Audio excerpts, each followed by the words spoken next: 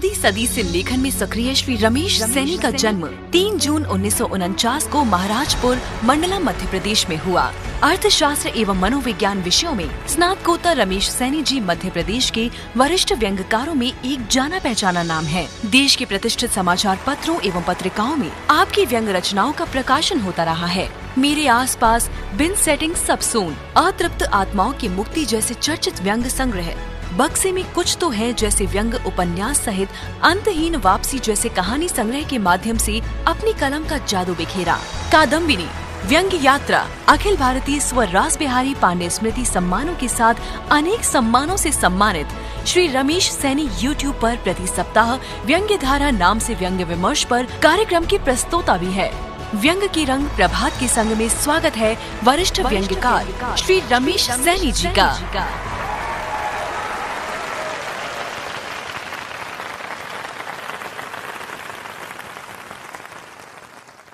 श्री रमेश सैनी जी से बातचीत का सिलसिला व्यंग के रंग प्रभात के रंग में चलता रहेगा। आइए सैनी जी का एक व्यंग्य सुनते हैं। आलू कैसे छीलें?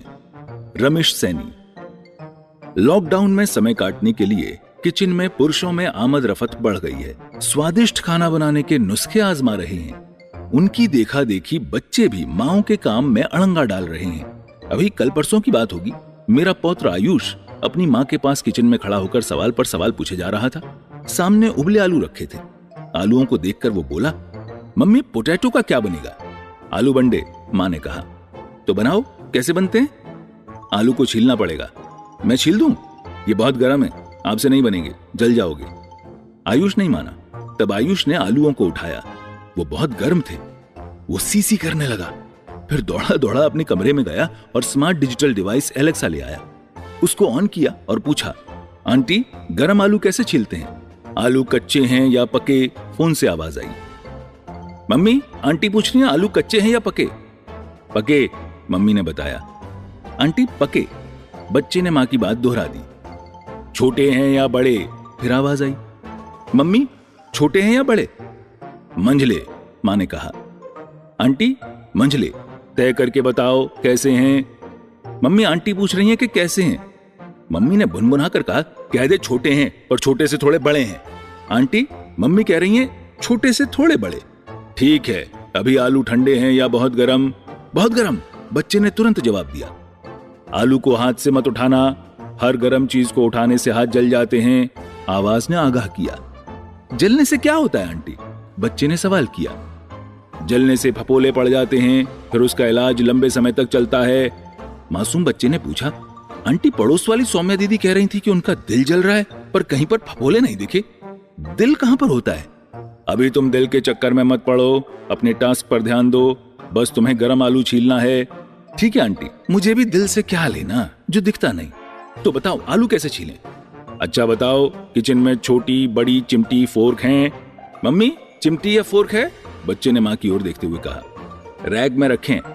मम्मी ने सामने की ओर इशारा किया। आयुष रैक से फोर्क ले आया। बताओ आंटी, अब क्या करना है? पहले बाउल में रखे आलूओं में से एक में फोर्क को घुसाकर उठाओ। आंटी घुसाया पर वो टूटकर टुकड़े टुकड़े हो गया। दूसरे आलू में घुसाओ। पल भर के बाद बच्चे ने बताया, आंटी वो भी टुकड़े टुकड़े हो गया। एक बार और कोशिश करो, आवाज आई। आंटी फोर्क घुसाने से आलू टूट रहे हैं। चिंता मत करो। आंटी अब मैं क्या करूं? मैं आलू छीलना चाहता हूं। मुझे विश्वास है तुम आलू छील लोगे।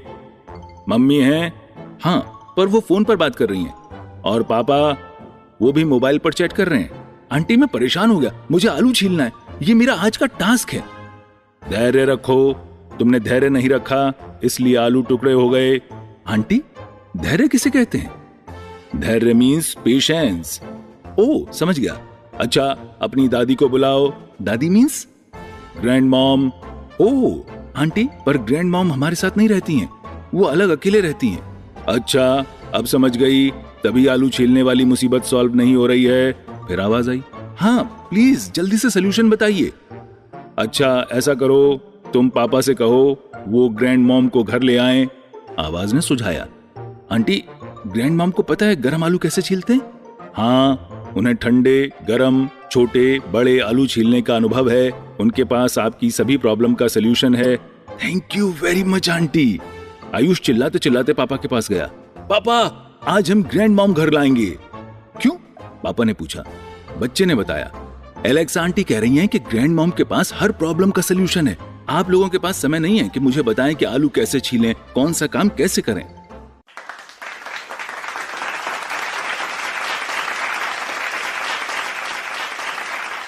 बहुत ही बेहतरीन व्यंग, जिसमें खास तौर से आज जो पारिवारिक व्यवस्था हमारी है समाज में, जहां संयुक्त परिवार आपस में अब विखंडित हो रहे हैं, और ऐसी परिस्थिति में एक बच्चे की मनः स्थिति ये है कि उससे घर पे कोई बात करने के लिए तैयार नहीं है। खैर, आगे इस व्यंग पर अपनी समीक्षात्मक टिप्पणी लेकर खंडवा मध्य प्रदेश से देश के सुपरिचित व्यंगकार श्री कैलाश मंडलेकर जी आ रहे हैं।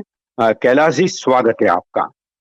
रमेश सैनी वरिष्ठ व्यंग्यकार हैं और लंबे समय से व्यंग लेखन में और व्यंग आधारित आयोजनों में सक्रिय रहते आए हैं। रमेश जी का कथा साहित्य में भी अच्छा खासा दखल है। इन दिनों हमारे समय का व्यंग लेखन देखा जाए तो राजनीति केंद्रित होते जा रहा है। रमेश जी का प्रस्तुत व्यंग राजनीति से इतर नितांत घरेलू परिसर में घटित रोजमर्रा की घटना पर केंद्रित है, जिसमें एक बच्चा आलू छीलना चाहता है। आलू उबले हुए हैं, इसलिए गर्म हैं। वो चाहता है कि सुविधाजनक ढंग से इन आलूओं को कैसे छीला जाए। अब देखिए, बड़ी मजेदार बात है, घर के बड़े लोग जो हैं वो अपने अपने काम में बिजी हैं, से कोई संवाद नहीं कर रहा है और इसलिए वो एक वर्चुअल डिवाइस से बात करता है। ये हमारे समय का बड़ा कड़वा यथार्थ है कि हमारे दौर के बच्चे अब इलेक्ट्रॉनिक डिवाइस से बात करने लगे हैं। वो जो संवाद की एक घरेलू परंपरा हुआ करती थी, वो जो एक आपसदारी हुआ करती थी, वो जो एक पारिवारिक प्रेम हुआ करता था, वो टूट गया है। इस टूटन का एक कारण ये भी है कि संयुक्त परिवार नामक जो संस्था थी वो खंडित हो रही है। माइक्रो फैमिली की अवधारणा ने जन्म ले लिया है और ये जो माइक्रो फैमिली का जो कंसेप्ट है, इसको चाहे कितना भी अच्छा माना जाए, इसने बच्चों के बचपने को छीन लिया है। घर में दादा दादी नहीं है, चाचा चाची भी नहीं है। ये दुर्भाग्यपूर्ण है। ये दुर्भाग्यपूर्ण है कि बच्चे इलेक्ट्रॉनिक डिवाइस से बात कर रहे हैं। मशीनों के पास रिकॉर्डेड भाषा तो हो सकती है, पर वह प्रेम और वो ऊष्मा,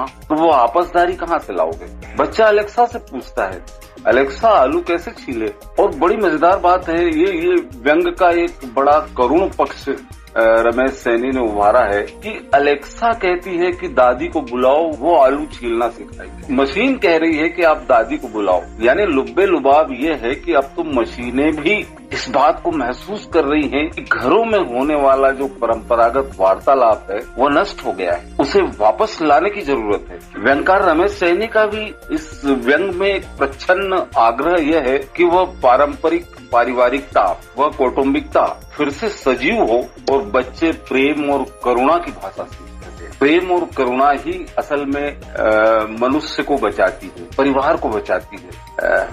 आलू तो बहाना है, आलू को तो माध्यम बनाया है। व्यंग्यकार यहाँ प्रेम की वापसी की बात करना चाहते हैं, प्रेम के अभाव को फिर से वापस परिवार में आने की बात कहना चाहते हैं। तो रमेश जी की ये व्यंग रचना मुझे बहुत पसंद आई और मैं उनको बहुत बधाई और शुभकामनाएं देता हूँ।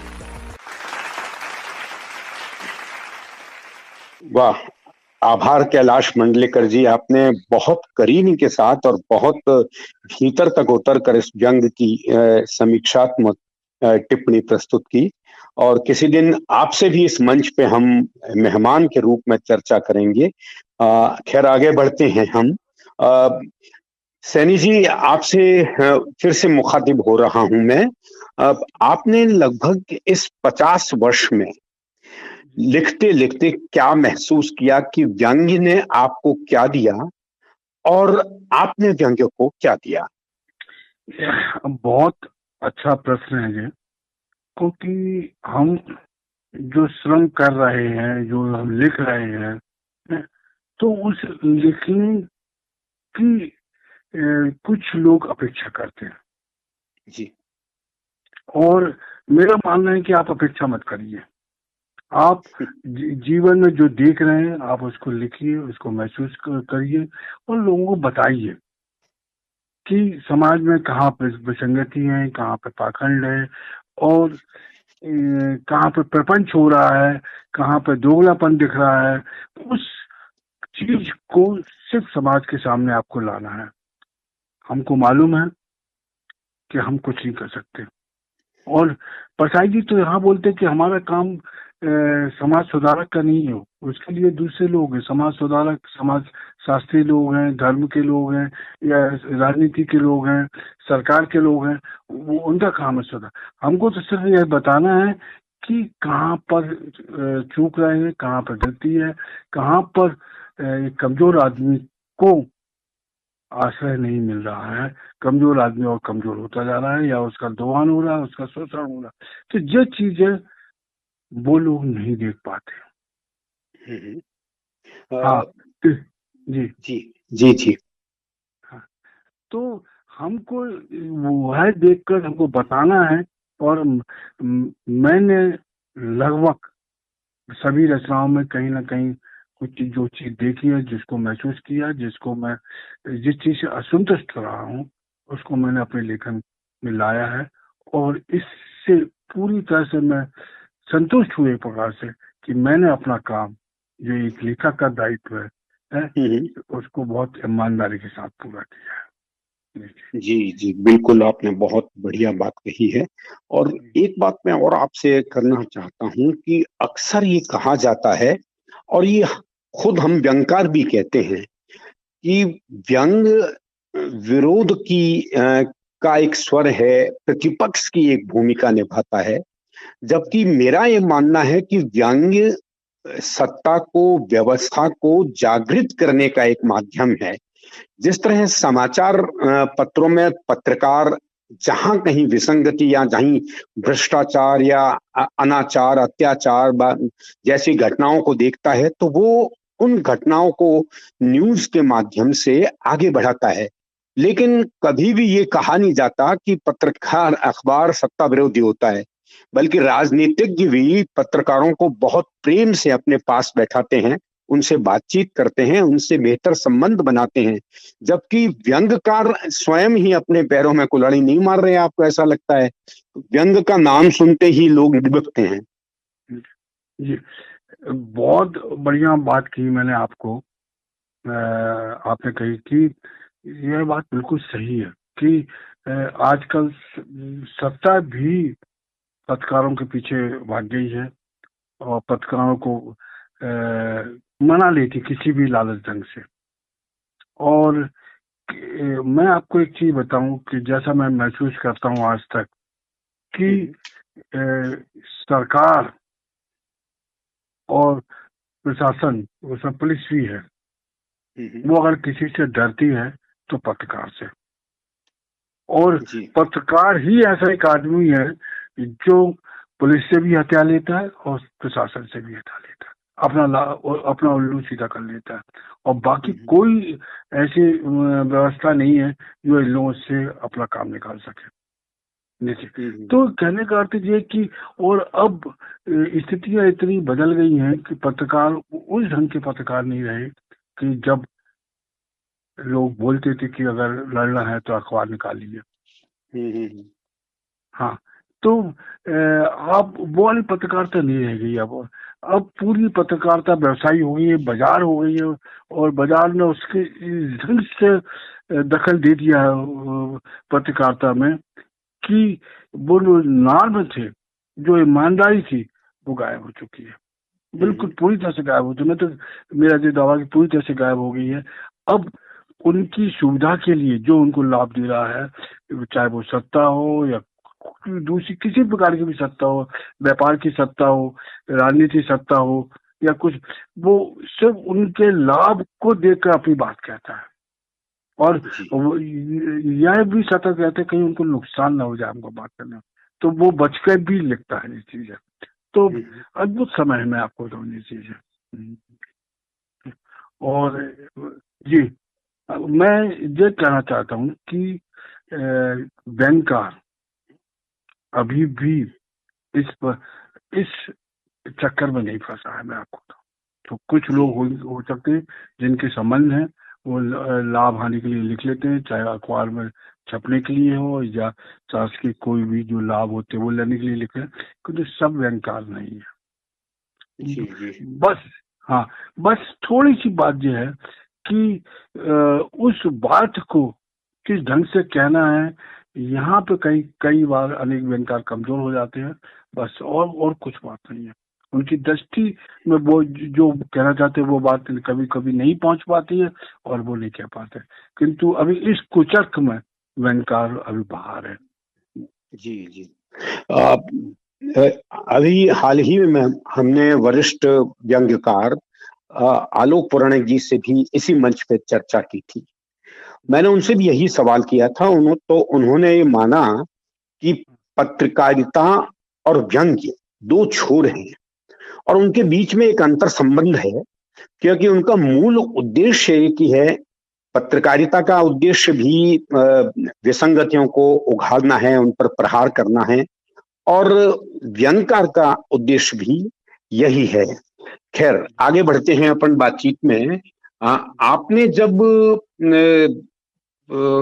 50 साल देखे हैं, कैसे कैसे आपने अनुभव भी लिए होंगे इस बीच में, तो तब जब आपने लिखना शुरू किया था और आज जो लिखा जा रहा है उसमें आप कितना अंतर महसूस कर रहे हैं? जी, अभी जो बात हुई कि पहले जो हम लोग थे, हमारे समकालीन थे और हमसे जो वरिष्ठ लोग थे की एक अच्छी बड़ी पीढ़ी थी और जो बड़ी ईमानदारी से और वो बहुत ढाका ढंग से निर्भीकता से लिखती थी और बड़ा कड़ा प्रहार करती थी। उससे थोड़ा हमको प्रभाव पड़ा था और हम लोग भी उस प्रवृत्ति के आगे बढ़े और हमारे समकालीन लोगों ने बड़ी ईमानदारी से और प्यार से लिखा। जहाँ विसंगति दिखी, जहाँ पर कमजोर आदमी के पक्ष में खड़े होकर बात की, जहाँ शोषण हो रहा उसके विरोध में लिखा, ये सब लिखते रहे। किंतु आज जब मैं उन रचनाओं को देखता हूँ, उनके हम लोगों के सामाजिक सरोकार होते थे, हम सामाजिक सरोकारों पर बात करते थे। परिवार में अगर कुछ है तो उसको हम लोग अध्ययन करके बात करते थे और कर भी रहे हमारी पीढ़ी के सभी लोग। आज भी जो लोग हैं, वो जो रचनाएं आ रही हैं वो सरोकार वाली नहीं है, बहुत कम रचना सरोकार वाली। मैं बहुत एक अच्छा सा बड़ा उदाहरण दे दूं कि लगभग 1.5 साल 2 साल कोरोना काल रहा और कोरोना काल में इतनी विसंगतियां थी, चाहे वो चिकित्सा के लेवल पे हो, चाहे राजनीति के लेवल पे हो, चाहे प्रशासन के लेवल पे हो, स्तर पे हो, हर जगह थी और भ्रष्टाचार भी बहुत था और दारुण स्थिति भी बहुत थी, बहुत दारुण स्थिति थी, बहुत कमजोर वक्त टूटे जा रहे थे। किंतु उसके बावजूद भी आज हम पूरे परिदृश्य में उस समय की रचनाओं को देखते हैं तो हम 5 रचना भी नहीं गिन सकते कि जो हमको प्रभावित कर रही हो। ये क्या कारण मान रहे हैं? हाँ, तो उसका कारण ये था कि हम उस संवेदना के साथ, उस मानवीयता के साथ अंदर नहीं पहुंच पाते। हाँ, हमारा कहीं ना कहीं कोई चीज छूट जाती है और हम एक भय से, अनजान भय से कि ये बुरा ना लग, उसको वो जा बुरा, उसका इसको बुरा ना लग जाए या इसका है, तो इस वजह से हम लोग छूट जाते। रचना आई है, कोरोना काल में आई है 2-4 रचना कि मैं अभी मरा नहीं हूँ या और अन्य कई रचनाएं आई हैं, बड़ी तीखी रचना आई है, किंतु संख्या उनकी बहुत कम थी। मैं एक बात बताऊं कि बहुत छोटी सी बात है, मध्य प्रदेश में अकाल पड़ा, अकाल पर बहुत से, हाँ, लगभग सभी लोगों ने लिखा उस समय के लोग जो व्यंग्यकार थे, किंतु और सब स्तर पर लिखे। मैं सिर्फ 2 लोगों के उदाहरण देता हूँ कि हरिशंकर परसाई ने अकाल उत्सव लिखा, आज भी हम उसको याद करते हैं, आज भी अपने विमर्श में या उनकी बात पर बात करते हैं कि वो रचना इतनी अंदर तक थी। सब कुछ जो कोरोना काल में भ्रष्टाचार था वो सब कुछ अकाल उत्सव में भी था। और उसी समय शरद जोशी लिखते हैं जीप में सवार कर लिया। हम्म, उसमें भी जी वही अफसरशाही थी, उसमें अफसर तो अपने समय को लिख रहे हैं, किंतु आज हम जो देख रहे हैं नए लोगों में, वो अपने समय को नहीं लिख पा रहे हैं। दूसरी चीज में भटकाव हो गया, कुछ छोटी छोटी चीजें हैं उन पर लिख रहे हैं, जो और उनसे वो जो समाज मानवीय सरोकार है, सामाजिक सरोकार है, वो कम होता जा रहा है या घटता जा रहा है। तो उसकी एक कमजोरी है, और उसके लिए जहां तक मेरा मानना है, आपको अध्ययन की बहुत जरूरी है। आप जितना अध्ययन करेंगे, कोई जरूरी नहीं कि आप व्यंग पढ़ें, आप इतिहास पढ़िए और समाज शास्त्र जी पढ़िए, हाँ, और अखबार पढ़िए, कहानी पढ़िए। जब जितना ज्यादा आप पढ़ेंगे, उतनी आपकी मानवीयता, आपके सरोकार बढ़ते जाएंगे, और आपका उतना लेखन दृष्टि खुल जाएगी, तो लेखन भी अपने आप अच्छा बनता है। यह एक जी कमी है। जी इसके पीछे अनेक कारण हैं, जिसका एक कारण तो ये है कि आज एक ऐसी पीढ़ी पनप रही है जो लिखने का काम सिर्फ और सिर्फ पुरस्कार पाने के लिए कर रही है। और हाँ कई बार तो ऐसे लोगों को पुरस्कार दिया जाता है कि उनके बारे में कुछ अता पता भी नहीं होता। मुझे हाँ कुछ पंक्तियां याद आ रही हैं कि बड़ा दुख दुर्भाग्य बड़ा है, बड़ा दुख दुर्भाग्य बड़ा है, इन कवि का केवल अभिनंदन ग्रंथ प्राप्त है। कोई पुस्तक नहीं किसी पुस्तकागार में, अभिलेखालय में, और किसी को याद नहीं दो चार पंक्तियां भी इन कवि महोदय की। कितने नकली, कितने छिछले और गलत मूल्यों का होगा युग वह। तो किसी ने बहुत पहले इसकी कल्पना की थी, जो आज धीरे धीरे साकार होती जा रही है। मैं सबके मामले में नहीं, योग्य व्यक्ति भी हैं, योग्य व्यक्तियों को पुरस्कार भी मिलता है, लेकिन वो अयोग्य व्यक्तियों को पुरस्कृत करने के भीड़ में खो जाते हैं। आप क्या कहना चाहेंगे? जी। एक पहले जो जो पुरस्कार की नीति थी, कुछ बड़ी संस्थाएं या शासकीय स्तर पर पुरस्कार मिले जाते थे, और उसमें जो छानबीन होती थी बहुत बारीकी से होती थी।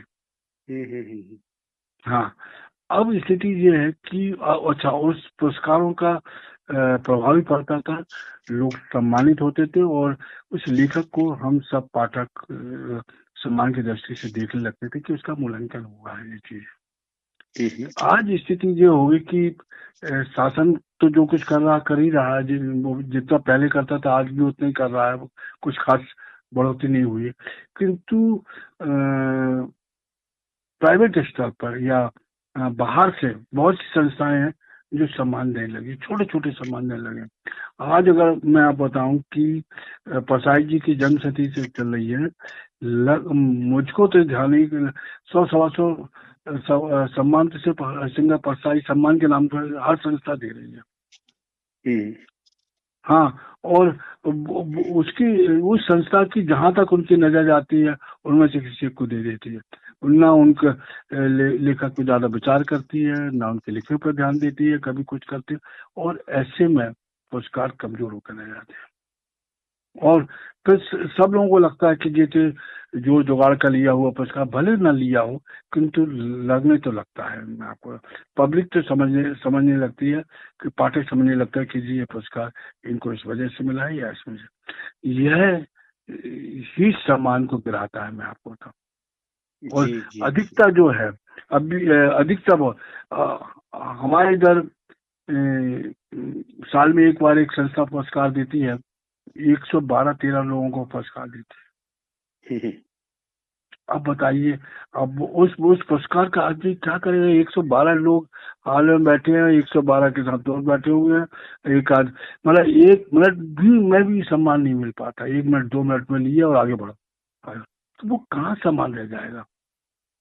अब हाँ, तो ऐसे कई संस्थाएं हैं जो कि और उसमें दो बात है, सम्मान लेने वाले की भी है, सम्मान देने वाला भी सोचता है कि मैंने इनको उपकृत किया या इससे मेरा कोई लाभ होगा, कहीं ना कहीं कुछ होगा।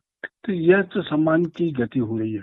फिर भी इन सब के बीच में भी हम जो मानते हैं कि कहीं ना कहीं बहुत ईमानदारी बची है, बहुत से अच्छे लोग सम्मानित हो रहे हैं, और वो सम्मान का जो नियम कानून है उसमें कोई जोड़ जवाड़ नहीं है, बड़ी बड़ी ढंग से मूल्यांकन होता है, मूल्यांकन के बाद उनको सम्मानित किया जाता है। तो एक अच्छी बात भी है, किंतु उनकी संख्या कम है और लोग सम्मान के लिए लिखते हैं। उनको जो लगता है कि 4 अक्षर लिख दो और सम्मान मिल जाएगा, उससे जुगाड़ कर लो सम्मान मिल जाएगा। उससे साहित्य का नुकसान हो रहा है और जो व्यक्ति सम्मान ले रहा है उसका भी व्यक्तिगत नुकसान हो रहा है। जी, बहुत बड़ी बात कही आपने, और निश्चित रूप से आपने उस व्यवस्था को एक तरह से भीतर तक देखा है और आपने अनुभव भी किया है कि किस तरह से साहित्यिक पुरस्कारों की जो गरिमा तार तार हो रही है इन दिनों, ऐसा पहले कभी नहीं हुआ करता था। कभी नहीं। हाँ। श्रोताओं, व्यंग के रंग प्रभात के संग कार्यक्रम में आज हमारे मेहमान हैं वरिष्ठ व्यंग्यकार श्री रमेश सैनी। आप परसाई नगरी जबलपुर से ताल्लुक रखते हैं। इनसे बातचीत का यह सिलसिला हम जारी रखेंगे, लेकिन इस बीच सैनी जी, 2 हमारे साथी लेखक हैं जो कुछ कहना चाह रहे हैं। नमस्कार, मैं डॉक्टर मुकेश असीमित गंगापुर सिटी राजस्थान से बॉक्स एफएम पर हर बुधवार अपराह्न 4 बजे से 5 बजे तक कार्यक्रम व्यंग के रंग प्रभात के संग का नियमित मैं श्रोता हूं। कार्यक्रम में अब तक देश के कई शीर्षस्थ व्यंगकारों से साक्षात्कार का अवसर हमें मिला है। एक अच्छा कार्यक्रम है जिसका मुझे हर बुधवार को इंतजार रहता है। व्यंग के लिए समर्पित इस कार्यक्रम में बहुत कुछ व्यंग विधा और रचनाकारों के बारे में जानने का अवसर हमें मिलता है। प्रभात गोस्वामी जी की मेजबानी में यह कार्यक्रम प्रभावशाली ढंग से चल रहा है और इससे व्यंग और व्यंगकारों को एक नई पहचान दिलाने में मदद मिली है। प्रभात गोस्वामी जी खुद एक मजे हुए व्यंग्यकार हैं। उनकी लेखनी में व्यंग की गहराई और सरलता का अनोखा संगम देखने को मिलता है, जिससे पाठकों को व्यंग के विविध आयामों को समझने का अवसर मिलता रहता है। आज का दिन तो और भी खुशी का दिन है, क्योंकि आज जो जुड़े हैं वरिष्ठ व्यंगकार परम स्नेही श्रीमान रमेश सैनी जी। रमेश सैनी जी खुद तो एक उच्च कोटि के व्यंगकार है ही, साथ ही हम जैसे नवोदित रचनाकारों का भी उत्साहवर्धन करते रहते हैं। व्यंग धारा ग्रुप में उनकी सक्रियता और व्यंग चर्चाओं में उनकी भागीदारी से हम सभी लाभान्वित होते हैं। मेरी तरफ से आपको सर ढेर सारी शुभकामनाएं हैं। मैं बॉक्स एफएम की टीम और प्रभात गोस्वामी जी का आभार व्यक्त करता हूँ, जिन्होंने इतने उत्कृष्ट कार्यक्रम के माध्यम से व्यंग को नई ऊंचाइयों तक पहुँचाने का कार्य किया है। हम सभी की यही कामना है, ये कार्यक्रम यूं ही और ऊंचाइयों को छूता रहे और हमें व्यंग के श्रेष्ठतम साक्षात्कारों का अनुभव मिलता रहे। धन्यवाद। नमस्कार, मैं चेन्नई से साहित्यकार रुचिका अरुण शर्मा बोल रही हूँ। बॉक्स एफएम जयपुर से हर बुधवार प्रसारित व्यंग के रंग प्रभात के संग कार्यक्रम के सभी श्रोताओं को मेरा नमस्कार। मुझे खुशी है कि हर सप्ताह कार्यक्रम के जरिए व्यंग विधा पर बेहतरीन चर्चा हो रही है। इससे श्रोताओं को इस विधा की बेहतरीन जानकारी मिल रही है। आज इस कार्यक्रम में देश के वरिष्ठ व्यंग्यकार श्री रमेश सैनी जी मेहमान हैं। आपके विचारों से व्यंग के विद्यार्थियों को बहुत कुछ सीखने को मिलेगा। मैं बॉक्स एफएम और रमेश सैनी जी को हार्दिक बधाई देती हूँ। श्रोताओं, आपका बहुत ये प्यार है, स्नेह है बॉक्स एफएम के लिए, कि जिसके माध्यम से न केवल हमारे श्रोता इससे जुड़ते हैं, और आप सबको ये जानकारी दूं कि अब तक के हमारे इस प्रयास में, अब तक की हमारी इस यात्रा में बॉक्स एफएम के व्यंग के रंग प्रभात के संग ही नहीं, बल्कि हमारे तमाम कार्यक्रमों को 16 लाख लोगों ने देखा और सुना। तो यह एक स्नेह है, और इस मंच के माध्यम से मैं हमारे वरिष्ठ, हमारे समकक्ष या हमारे से कनिष्ठ लेखकों का भी आभार प्रकट करता हूं कि जब जब मैंने उनको आवाज दी, उन्होंने तुरंत अपनी सहमति जताई और इस कार्यक्रम से जुड़कर हमारा मनोबल बढ़ाया।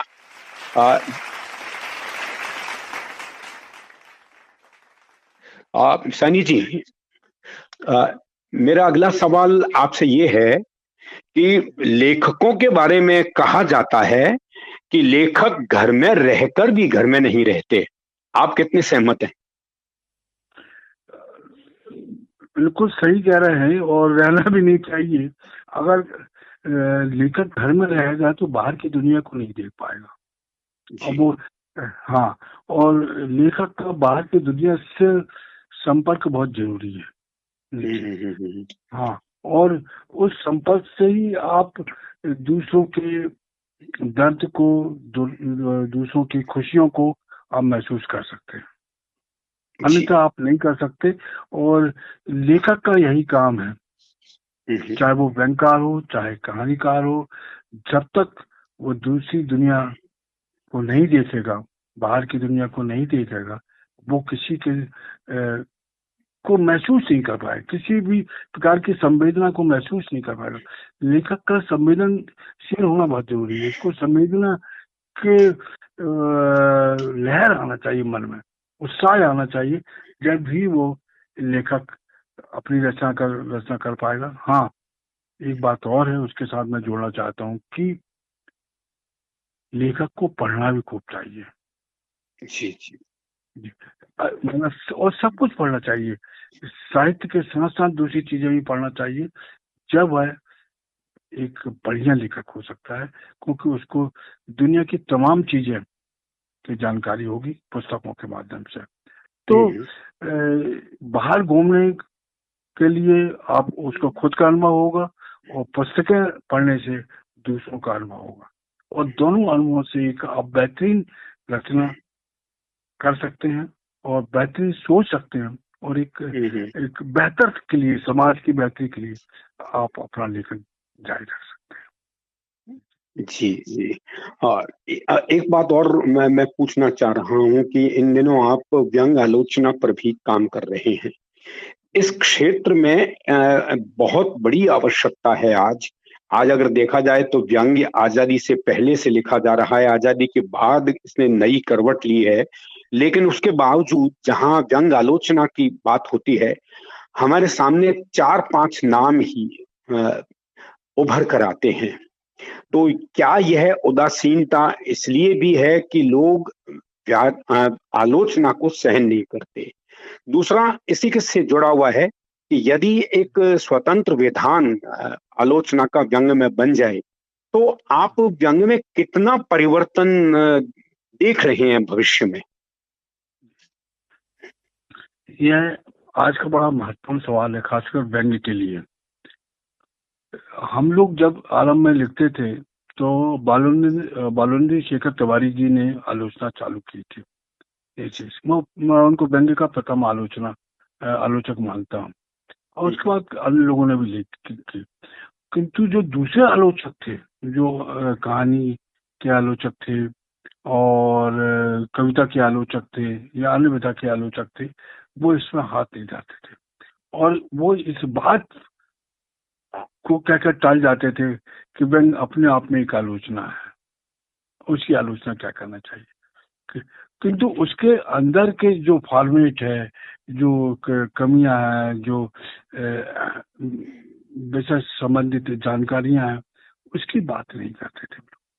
तो लगभग आज से 10-12 साल पहले प्रेमचंद जी ने बोला कि हम लोग सेवा करेंगे और उस पर बात करेंगे। तो पहला व्यंग्यात्रा का आयोजन जबलपुर में हुआ, उसमें कई लोग आए, और वहां से फिर व्यंग आलोचना पर गंभीरता से बातचीत होने लगी। वो जो सिलसिला चालू हुआ, फिर डलहौजी हुआ, गंगानगर हुआ, और गोवा में मडगांव हुआ, क्या कहते हैं पटना हुआ, हल्द्वानी हुआ, तमाम जगह पे शिविर होते रहे, और शिमला हुआ।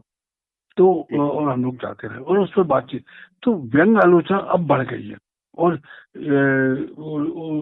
व्यंग को लेकर आलोचक भी जो है और वो गंभीर हो गए। और सबसे बड़ी बात यह है कि क्योंकि बाहर का कोई आलोचक स्वतंत्र नहीं आया। स्वतंत्र आलोचक आज हमारे बीच में सिर्फ है तो डॉक्टर रमेश तिवारी, जो सिर्फ व्यंग आलोचना पे काम कर रहे हैं ये चीज। तो कहने का अर्थ कि तो उसमें व्यंग चालू हुआ है, उनको लगा कि जो ऐसा होना चाहिए, और फिर हमारे जैसे कई लोग उसमें हुए और उस पर गंभीरता से अध्ययन किया। अध्ययन करने के बाद फिर हम लोग व्यंग आलोचना में लगे। आज कुछ हद तक व्यंग आलोचना मतलब एक संतोषजनक तो नहीं कह सकते, किंतु अच्छा काम हो रहा है, और लोग उस पर महसूस भी कर रहे हैं कि बहुत सी चीजें आ भी रही हैं, कुछ कमजोरियों को पकड़ी भी जा रही है, किसी भी लेवल पे हो, चाहे विषय के लेवल पे हो, संवेदना के लेवल पर, सरोकारों के लेवल पे हो, उसको हम पकड़ रहे हैं और उसमें बात कर रहे हैं, और इस बात को पाठक और दूसरे अन्य लेखक महसूस कर रहे हैं। आज पहले पुस्तक समीक्षा तक हो जाती थी, आज समीक्षा नहीं हो रही, पुस्तकों की आलोचना भी हो रही है। यह एक महत्वपूर्ण पक्ष है। जी जी जी, आपने अभी पिछले दिनों एक बहस ये भी चली थी कि लोग समीक्षक को ही आलोचना मानने लगे हैं। इस पर काफी मंचों पर चर्चा भी हुई, अखबारों में भी काफी पढ़ा इसके बारे में। तो क्या आप मानते हैं कि समीक्षा और आलोचना में एक अंतर है? समीक्षा कभी आलोचना नहीं हो सकती या आलोचना कभी समीक्षा नहीं हो सकती? बिल्कुल सही कह रहे हैं आप। दोनों में बहुत अंतर है। समीक्षा जो होती है, हम उसके रचना के अंदर जो गुण अवगुण देख कर उस पर बात करते हैं कि भाई ये ठीक है, ये खराब, इससे ज्यादा नहीं करते हैं उसके अंदर के पीछे। और आलोचना है कि जो लिखा जा रहा है उसके पीछे के भाव को समझ के बात की जाती है। इस आलोचना में जो लिखा गया है कि उसके पीछे का भाव क्या है, मतलब अभी बड़ी अच्छी बात है, मुझे थोड़ा संकोच हो रहा कहने की, तो उदाहरण के लिए बहुत अच्छी बात है। अभी जैसे कि कैलाश मंडलेकर जी ने मेरी रचना आलू कैसे छीले पे बोली, तो वो जो परिवार टूट रहे हैं, कहीं भी परिवार का नाम नहीं आया है, कहीं भी कोई चीज नहीं आई है, क्योंकि उसके पीछे का जो भाव है कि परिवार टूट रहे हैं, और एकल परिवार हो रहे हैं, माइक्रो परिवार हो रहे हैं, और ना दादा दादी, चाचा चाची, नाना नानी, किसी कोई बीच में नहीं है, उससे कितना समाज का नुकसान हो रहा है, यह बात को मेरी रचना पर कैलाश मंडलेकर जी ने संकेत किया। तो यह मतलब ये आलोचना का काम है। और उस बाकी तो जो समीक्षा है, शैली बहुत अच्छी है, कहीं अच्छी है, ये समीक्षा हो सकती है, आलोचना नहीं हो सकती है। जी जी जी, मुझे याद आ गया, पिछले दिनों राष्ट्रीय नाट्य विद्यालय के निदेशक रहे अर्जुन देवचारण ने ये मुद्दा उठाया था, जो अक्सर बहुत अच्छे विचार मंचों पर प्रकट करते रहते हैं। तो उन्होंने ये कहा था कि लोगों ने आजकल समीक्षा को आलोचना मान लिया है। चलिए हम आगे बढ़ते हैं। जब भी कभी आप आत्मचिंतन करते हैं या सोचते हैं अपनी रचनाओं के बारे में, तो आपको क्या लगता है कि आपने अब तक की इस सुदीर्घ यात्रा में, जो कि आधी सदी का रास्ता पार कर चुकी है, उसमें कौन कौन सी ऐसी रचनाएं थी जो बेहतरीन थी, जो आपके मन के करीब थी? यह एक संकट वाला सवाल है, और वो क्या कहते हैं कि सभी को सभी रचना पसंद आती हैं, ये चीज है। तो किंतु जब कोई रचना मानवीयता के बहुत किनारे रहती है, जब हम उसको तो बहुत ज्यादा मुझे पसंद आती है। और मेरी 3-4 रचनाएं हैं, मतलब जो अभी हाल में लिखी गई हैं, जिनके मैं नाम याद है मुझे अभी फिलहाल, कि एक रचना है कोरोना काल में श्री राम, और एक रचना अभी छो मंत्र काली कंतर जी है, हाँ, और एक रचना है आज के समय पर क्रेडिट कार्ड, उधार प्यार का बंधन है। ऐसे तो बहुत सी रचनाएं हैं, क्योंकि ये 4-5 रचना मैं इसलिए नाम ले रहा हूँ कि ये तुरंत है और हमारे दिमाग में छाई हुई है। और रचना तो वही अच्छी होती है जो आपको दिमाग में छाई रहे, आपको सोचने को मजबूर करती रहे। और अगर आपको सोचने पर मजबूर नहीं कर पाती है कोई रचना, पाठक को या लेखक को, तो वो रचना को हम कमजोरी समझे तो ज्यादा बेहतर है। भले वो पढ़ने में अच्छा हो और उसमें तालियां बहुत अच्छी बज जाए, किंतु जब विचार नहीं आएंगे तो रचना को हम, खासकर व्यंग में तो विचार आना ही चाहिए पढ़ने के बाद। जी बिल्कुल। और क्या कभी ऐसा भी लगता है कि कुछ रचनाएं ऐसी भी हैं जिनको पढ़ने के बाद आपको लगा है कि मैंने ये रचना क्यों लिखी थी?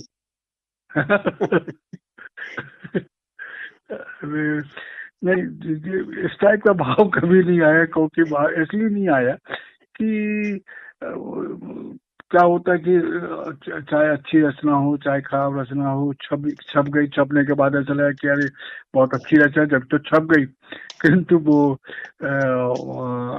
अपनी गलती से लिखी गई थी और संपादक ने छाप दिया, उसको अच्छा समझ। तो कहने लगते थे कि हम जो रचना को खराब समझ रहे हैं या बहुत अच्छी समझ रहे हैं, तो वो अगले को कैसी महसूस होती है, संपादक को कैसी महसूस होती है, उससे रचना का मूल्यांकन हो जाता है कि हम भले उस रचना को अच्छा नहीं कह रहे किंतु संपादक अच्छा कह रहा है और छाप रहा है। एक उदाहरण मेरे पास है। जी। मैं एक रचना को पढ़ रहा था किसी कार्यक्रम में, और कार्यक्रम में पढ़ने के बाद ठूठा लोकतंत्र, मैं आपको याद आ गया रचना ठूठा लोकतंत्र में पढ़ रहा था, और वो वहां पर एक संपादक महोदय बैठे हुए थे सभागार में जी। और मैं पढ़ के उठ के आगे अपनी जगह पे बैठ गया। ये चीजें तो वो उठ के मेरे पास आए और कहते सनी जी ये रचना मुझे दीजिए, मैं अपने अखबार में छापूंगा। तो मैं देखा, मैं पहचानता भी नहीं था उनको। तो मैं कहे आप कौन? तो उन्होंने अपना नाम बताया, बताने के बाद बोले कि ठीक। मैंने उनको रचना दे दी, वो मतलब पूरा रचना उनको दे दी। तो कहने का अर्थ ये है कि वो रचना मैं थोड़ा सा अपने मन में विवाद महसूस करता था कि ये विवादास्पद है थी, कि तो वो रचना संपादक कुछ पसंद आती सुनने के बाद, छाप भी दी उन्होंने बाद में। तो कहने लगते थे कि कोई संपादक या लेखक ये नहीं कह सकता कि मैं असंतुष्ट हूँ या संतुष्ट हूँ। ये चीज कई अच्छी रचना को संपादक नकार देते और हम लोग कहते अरे इतनी अच्छी रचना संपादक ने नहीं छापी। जी भैया, किंतु ठीक है, ये सब चलता रहता है। तो मैं अभी इस बारे में अपने बारे में ही कुछ नहीं कह सकता कि मैं जी जी। रमेश सैनी जी, आपसे बहुत बेहतरीन बात हुई और वक्त इतनी तेजी से निकल रहा है। मैं अंतिम में 4 पंक्तियां, क्योंकि इस बार पूरे देश में भारी वर्षा हुई है। अभी मैं जब आपसे बातचीत कर रहा था तो बाहर बहुत तेजी से बादल गरजते हुए मूसलाधार बारिश हुई और सड़कों को बहुत नुकसान हुआ। तो मुझे प्रभा किरण जैन जी की कुछ पंक्तियां याद आ रही हैं। सड़क तो नई है अभी सरकार ने बनाई है, सड़क तो नई है अभी सरकार ने बनाई है। हमने कहा वाह सड़क है या खाई है? वे बोले सड़क तो सड़क है पर इसमें जो खाई है वो कईयों ने खाई है।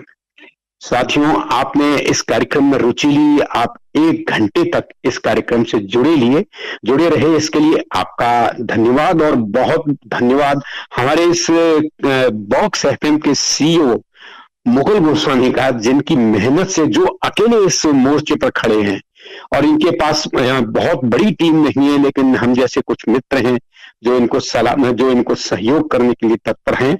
और इन्होंने जिस तरह से रुचि ली व्यंग में, और व्यंग के रंग प्रभात के संग कार्यक्रम आप सभी के सामने आया और आपने इसमें रुचि ली, इसको पसंद किया, इसके लिए आपका बहुत बहुत धन्यवाद। फिर हम किसी व्यंग्यकार से बातचीत करेंगे। फिलहाल रमेश सैनी जी को बहुत बहुत धन्यवाद। बहुत बहुत धन्यवाद प्रभात जी, और वाक्स एफएम की टीम को बहुत हृदय से धन्यवाद। और बहुत बढ़िया काम कर रहे हैं व्यंग्य के लिए। यह एक बाद में ऐतिहासिक घटना को की तरह हम इसे याद करेंगे। बहुत बहुत धन्यवाद सभी को। आप सुन रहे हैं व्यंग्य के रंग प्रभात के संग।